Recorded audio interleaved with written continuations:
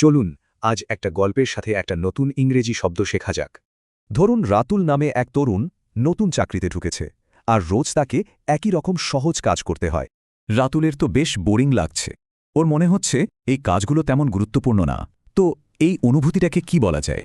এর জন্য একদম পারফেক্ট ইংরেজি শব্দটা হলো মিনিয়াল, মানে এমন কাজ যা খুব সাধারণ আর তেমন দক্ষতার প্রয়োজন হয় না। সাধারণত এই শব্দটার সাথে একটা নেগেটিভ ভাব জড়িয়ে থাকে, মানে এমন কাজ যা তেমন সম্মানজনক না বা যে কেউ করতে পারে, যেমনটা রাতুলের সাথে হচ্ছিল। এই বাক্যে মিনিয়াল টাস্কস বলতে সেই সব সাধারণ কাজগুলোই বোঝানো হচ্ছে যা ম্যানেজার তাকে দিয়েছিলেন।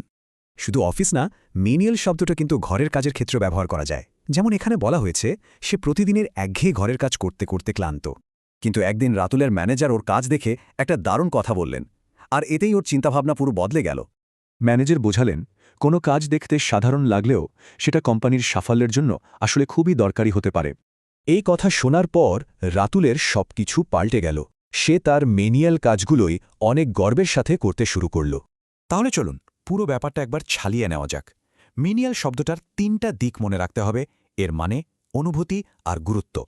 সোজা কথায় মিনিয়াল মানে সহজ কাজ, যা করতে বোরিং লাগতে পারে, কিন্তু বড় সাফল্যের জন্য এই কাজগুলোই কিন্তু খুব জরুরি। এখান থেকে একটা প্রশ্ন মাথায় আসে, তাই না? আসলেই কি কোনো কাজ তুচ্ছ বা মূল্যহীন হতে পারে?